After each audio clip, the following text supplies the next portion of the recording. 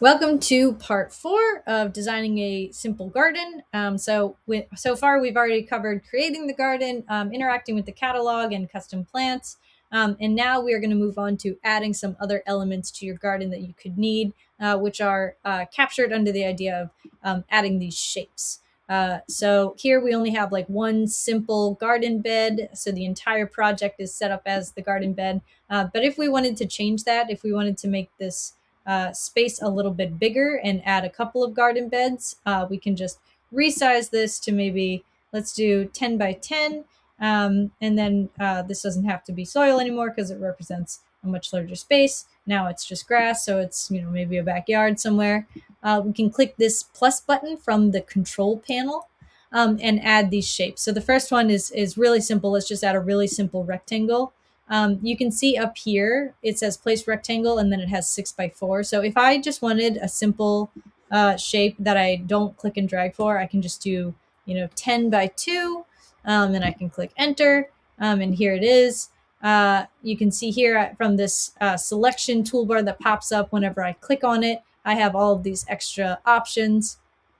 We'll go through them all, but for now, we're just gonna send that to the back so that it's behind all of these plants. Oh, I clicked send backward instead of send to back, so it's only behind one of the plants. So let's go ahead and send all the way to the back. There we go. I also want to change its pattern. So you can see when I select it over here in the sidebar, we get this details panel where we can change its name. So let's call this like back garden bed. I can edit the points or resize from here. I can rotate. I also have the ability to change the border color and thickness and change the fill. So right now it's set to concrete, but here I'm going to change it back to that soil to reflect the fact that it's being used as a garden bed. Again, here you have the ability to upload a custom image to use as its background pattern if none of these are quite what you're looking for. You can also change the scale and opacity of the pattern that you use there, but I'm pretty happy with that for now. So we're going to deselect there.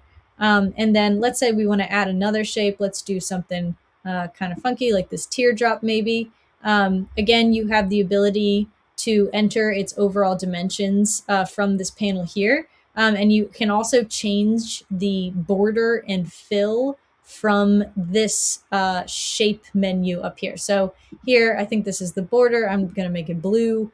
And then the fill, I'm going to say is water. I can also change the border to be a pattern as well. So let's go here. Let's just make a match. They're both going to be water. And now I'm going to just click a part on the canvas and drag until it, it's the shape that I want. So you can see it's doing some snapping to grid here, which is why it's like moving in these like very distinct increments. If I want to make that, if I want to change the dimensions of it so that it's not strictly, bumped at the 1 foot interval, I can hold the control or command key. And now you can see it's a lot smoother of an experience. So I can make it 2.5 by 4, or I can make it, 2.2 by 3 by 2.2 by 2.9. So that's that holding the control key or the command key if you're on a Mac is what's going to give you that like smooth experience.